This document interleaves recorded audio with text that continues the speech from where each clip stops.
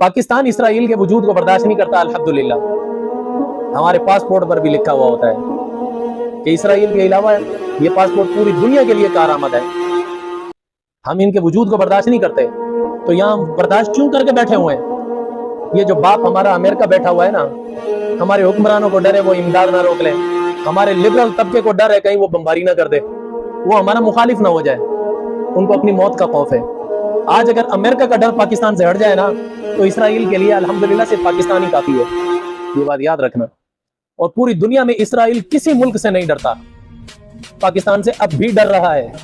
हालांकि पाकिस्तान उसके खिलाफ कोई बयान भी नहीं दागता, बस इनकी चुप भी उसको चुभ रही है। उसको पता है यही मेरा वजूद मिटाएंगे, इंशाल्लाह मिटाएंगे। अल्लाह ने पाकिस्तानियों को इतना ईमान दिया हुआ है। अल्लाह हमारी फौज को भी जज़ाए खैर दे, जिनकी धाक इस वक्त यहूदियों के ऊपर बैठी हुई है। अल्लाह हमारे वतन की हिफाजत करे, अल्लाह इसके जरिए पूरी दुनिया में इस्लाम का बोलबाला करे। इंशाल्लाह होगा। हुजूर सल्लल्लाहु अलैहि वसल्लम ने एक मरतबा पेशन गोई फरमाई थी। फरमाया मुझे मशरिक की तरफ से ठंडी ठंडी हवाएं आ रही हैं, और मशरिक की तरफ सिंध पाकिस्तान यही इलाका पड़ता है। इंशाल्लाह यहीं से ये झंडे उठेंगे इमाम मेहदी की क़यादत में, यहूदियत को मिटाकर छोड़ेंगे।